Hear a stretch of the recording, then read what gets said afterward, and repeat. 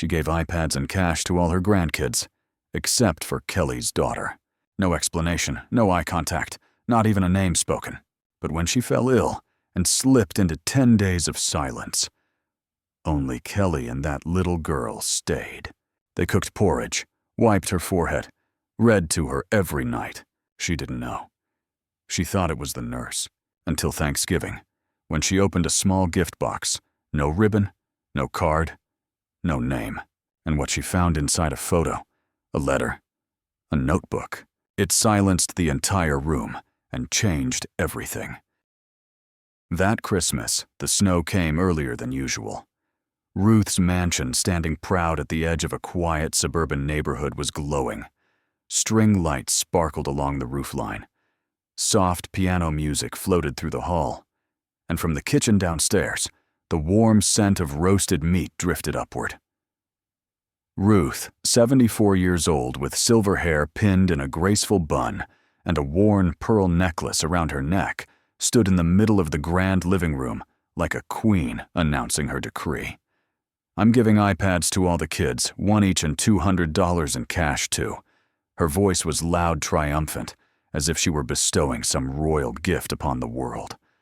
The children screamed in delight, running circles around the Christmas tree, hugging glossy boxes that looked like they'd come straight out of an Apple store. All but one. Maddie, Kelly's 10-year-old daughter, remained seated still and silent on a velvet armchair. No box, no envelope. No one called her name. Kelly gently placed her hand on her daughter's shoulder.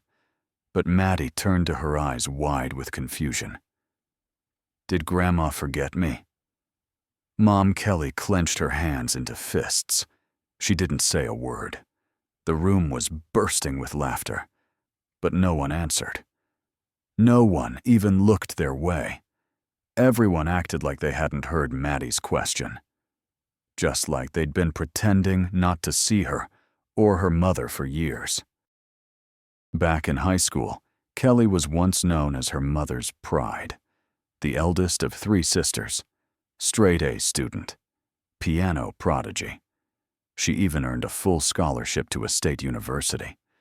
Ruth used to brag to her friends, chest out and head high, that her daughter would be the first doctor in the family. But everything fell apart when Kelly turned 21. She came home for summer break, her belly just starting to show. No diploma, no boyfriend, no explanation. Ruth stood in the living room, stone still, cold eyes. And then she spoke, flat and sharp. "Are you trying to turn this house into a joke?" From that day on, Kelly was no longer anyone's pride. She became a shadow at family dinners, an afterthought at every holiday. Christmas presents only came in 2s for her younger sisters. Greeting cards always missed one name, Kelly's. And Maddie, the little girl born from that so-called mistake, was never mentioned.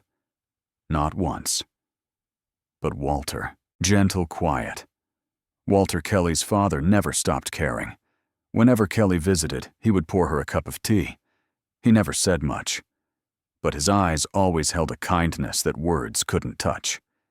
Once he left a hand-knitted wool blanket in the trunk of her car. No note, no signature, just a silent act of love. He loved his daughter, but he never dared to speak against his wife. And Kelly knew that. She'd always known. It was early January. The Christmas lights still hung half loose along the porch when Ruth suddenly collapsed in the bathroom. A mild stroke, paralyzed half her body. But her mind, it remained sharp. Walter rushed her to the hospital that night, his hands trembling as he dialed each number on his phone. He called the 2 younger daughters first. "Dad, I'm in Hawaii. Ticket prices are crazy right now. I'll figure something out next week," the first said, as if talking about someone else's mother. "I just started a new job. I can't ask for time off." The second replied, emphasizing the word nurse. "They've got nurses there, right?" Finally. Walter called Kelly. He didn't explain, didn't beg, just said softly, "I didn't know who else to call. Can you come?" There was silence on the other end. a long one, then a quiet breath through the line. "I'll come," Kelly whispered. 3 hours later, she was there, dark circles under her eyes, road salt still clinging to her coat. Maddie followed closely behind, holding a bag of cookies and a tiny washcloth. They didn't speak much. They just walked in, sat down, and started taking care of everything as if it were the most natural thing in the world. For the next 10 days, Ruth's house fell completely silent. No flowers, no visitors, just the soft clink of a spoon stirring porridge, the sound of Maddie reading stories beside the hospital bed, and Walter gently tucking the blanket around his wife each time she shifted in her sleep. The same woman who once turned her back on her daughter was now being kept warm by the very hands she once refused to hold. But she didn't know that, because when her eyes were open, they stayed clouded, and when they were closed, she saw no one. The house in that quiet little neighborhood used to echo with the laughter of 3 daughters. Now it was just Ruth, motionless, lying in a room that smelled faintly of antiseptic and warm towels. Every morning, Walter would wipe her face with a soft cotton cloth. Every afternoon, he'd gently massage her hands and feet to keep them from stiffening. But she didn't know. Her eyesight had clouded like fogged-up window glass, and her memory drifted away, breath by breath. Once she mumbled, "Where's the nurse?" even as Kelly was pressing a warm cloth to her forehead.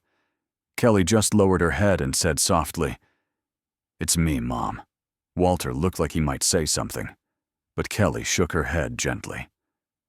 "Let her think what she wants," she whispered.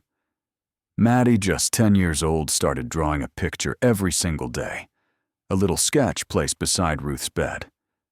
One day it showed them walking to the market hand in hand, another sharing an ice cream cone on a sunny bench. Some days it was just a scrawled line of hope: "I hope you feel better, Grandma." No one told her to do it. No one clapped. No praise. No reward. But she kept drawing quietly, consistently, as if it were her own secret ritual of love. Those days came and went with no thank yous, no witnesses. The 2 younger daughters never called again. A few short texts, "How's Mom?" and then nothing. No visits. No one asked if Maddie was tired from school. No one cared if Kelly made it to her shift on time.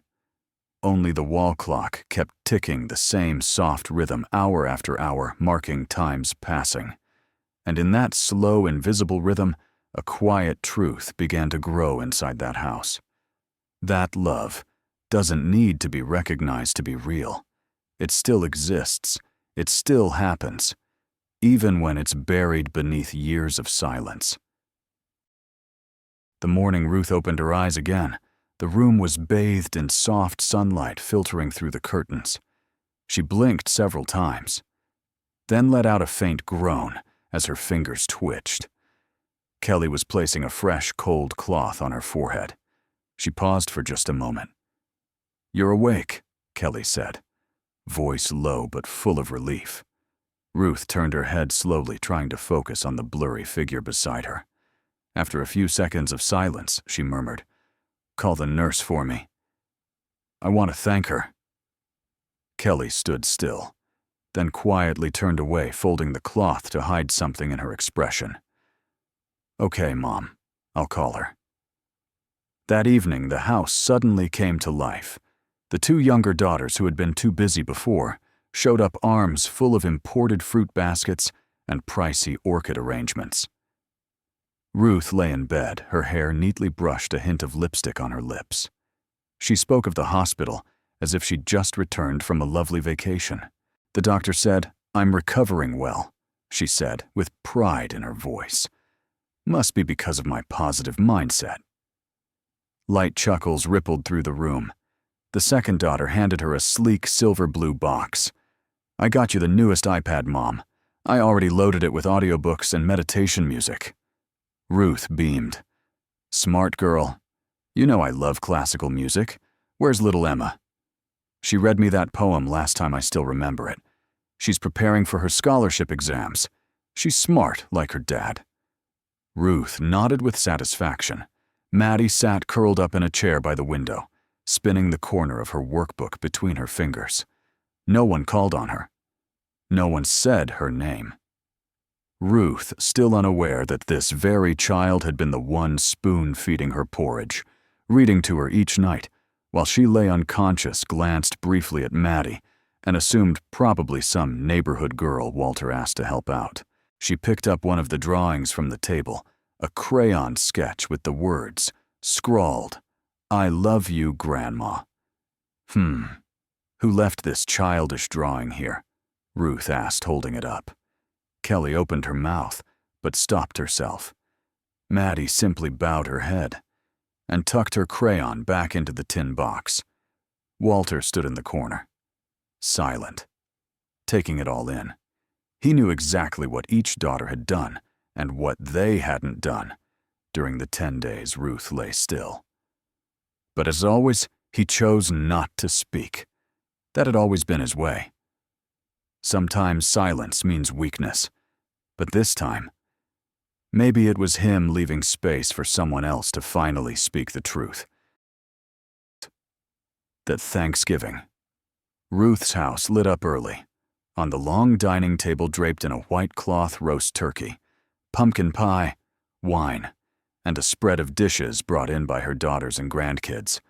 All 3 of her daughters were there, one with an organic salad, one carrying an imported Italian wine worth hundreds, and the third sent a gift basket with an embossed card hand-delivered.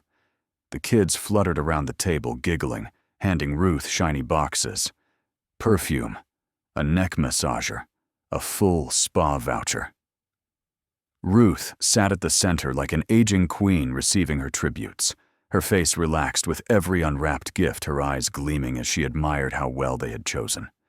Perfect taste, perfect trend, perfect status. "You've all grown up," she laughed. "No more silly presents like the old days." Her hand reached for the last box, a small one wrapped in plain brown craft paper. No ribbon, no card, no name. Hardly anyone noticed it. Ruth hesitated, turned to Walter. "Whose is this?" The gardener forgot something. Walter didn't answer. He just nodded softly as if inviting her to open it. She unwrapped the paper and found a small wooden box. Inside, a faded photograph. A young woman herself cradling a newborn. Her expression so tender it startled her. She looked closer. It was Kelly. The day she was born. Below the photo was a letter handwritten in soft purple ink. The paper slightly wrinkled, the handwriting round and gentle. She paused, then read, "You once held me like this when I was just 1 day old. I don't remember it with my mind, but with something deeper, the way you made me feel, like I belonged, even if it was only during those first few days. When you woke up from the stroke, you didn't see me. You called for the nurse. I wasn't angry, just sad. Because I still recognized you, even when you no longer recognized me." Below the letter was a tiny notebook, a different handwriting now, childlike, uneven. The cover read, in colored marker, "Things I learned from my mom." Maddie Ruth opened it, page by page. Small notes in a 10-year-old's voice. "My mom taught me how to make tea the right way. She said, if you do something with your whole heart, it still matters, even if nobody sees it. She told me Grandma is strong. She just needs a little more gentleness. Then she'd be the most wonderful woman in the world." Ruth's hand trembled as she held the notebook to her chest. The room fell completely silent. No one laughed. No one dared speak. And for one fragile moment, she wasn't a queen receiving gifts. She was a woman being handed back a memory so tender, so painful, so real. It hurt. And she knew. It wasn't any of those polished gifts on the table. Not the spa voucher. Not the perfume. It was from that little girl, Maddie, that she had been loved in a way she never believed she deserved. As Ruth turned to the final page of the notebook, a thin ivory sheet slipped out from the back cover, landing softly in her lap. No one said a word. The room just moments ago, full of laughter and voices, fell into a still, watchful quiet, as if everyone sensed what was about to be read wasn't just another gift. She picked up the paper, the handwriting slanted and slightly shaky, not from old age, but from someone who had written, erased, rewritten, and hesitated many times. It was a letter. From Kelly. I'm not writing this to ask for anything. Not an apology. Not even a late acknowledgement. I just want you to know, during those days when you were unconscious, Maddie, the little girl you've never asked about, sat beside your bed every night, wiping your hands with a warm cloth. With the same hands you once wiped my face when I had a fever at age 3. I don't blame you for not recognizing us. I just feel sad, because you were there, but you didn't really see us. Walter, sitting in the corner, slowly placed his teacup on the table. The other daughters froze mid-motion, forgetting whatever gift they were about to pass. A grandson, lost in his tablet, looked up. Only Maddie stayed still. Sitting quietly in her chair, hands folded in her lap, head bowed slightly, not knowing that her simple words were about to change everything. Ruth's eyes brimmed with tears, but she kept reading. I didn't write this to bring up old wounds. I just wanted to remind you that even though you never chose me, I still chose you. Not because you earned it, but because I don't want Maddie to grow up not knowing how to be kind, even to those who once caused pain. A heavy stillness swept through the room. Ruth gently placed the letter on the table. Her hands were trembling. And then, one more slip of paper fell out. A small note written in purple marker, crooked but full of effort. I hope you get better, Grandma. I know you're my grandma. I never stopped thinking that. Maddie. No one dared to break the silence. No clinking of silverware. No one stood. No nervous laughter. The letters, one from the woman once cast aside, and one from the child never acknowledged, slipped through the cracks between 3 generations and made them tremble. Not with anger, not with blame, but with something far more powerful: honesty. Ruth looked around the room. The faces of her children and grandchildren blurred in her mind. But one truth pierced through it all, the one she spent years pushing away, was the very first to walk in when no one else came back. And the child she never once greeted, never hugged, never even called by name, had called her grandma with the kind of faith that asked for nothing in return. She couldn't find the words, but she looked at Maddie for a long, long time, then slowly stood and reached out her hand, as if to grasp something she had left behind a very long time ago. The letter lay quietly on the table beside a silver dessert plate, still dusted with crumbs from the apple pie. The candlelight flickered gently across the page, making the ink look as if it were still trembling with emotion that hadn't yet settled. Ruth sat motionless for a few seconds, as if the heart of an old woman hadn't stopped from pain, but from a truth too raw to ignore. Then she raised a hand to her mouth, as if to hold something back. But the tears came anyway. At first just one, a single drop, quiet, distant, as if it had traveled from some faraway place that had nothing to do with the strong-willed woman who once scolded a doctor for telling her to get more rest. And then another. And another. No sobs. No wailing. Just the slight, steady trembling of her thin shoulders, like an old instrument being played again after years of silence. The dinner table froze. No one moved. No scraping of chairs. No nervous chatter. Even the youngest grandchild stopped tapping on his iPad. The 2 younger daughters glanced at each other, one biting her lip, the other carefully placing her glass down with both hands. They had never seen their mother cry, not once. Even Walter paused, his eyes blurred, but not from shock, from waiting. What have I done? Ruth's voice broke the silence, barely a whisper meant only for herself. But in that stillness, everyone heard it. How blind have I been? She looked up. Her eyes searched for Kelly. And for the first time, it wasn't a look of disdain. It wasn't indifference or the cold politeness reserved for distant relatives. It was the look of a mother seeing her child, truly seeing her, not through expectations, not through disappointment, but through truth. Kelly didn't cry, but her lips pressed tightly together. She didn't step forward. She didn't look away. She just looked back at the woman who had stolen her youth with silence and shame, and waited. Waited to see if those tears carried more than regret. Ruth reached out, took the letter in her hand, tight. As if letting go would make it disappear. I raised 3 daughters, she said, her voice shaking but steady. And I never knew which one would be there when I had nothing left. A soft breath escaped her lips, a confession.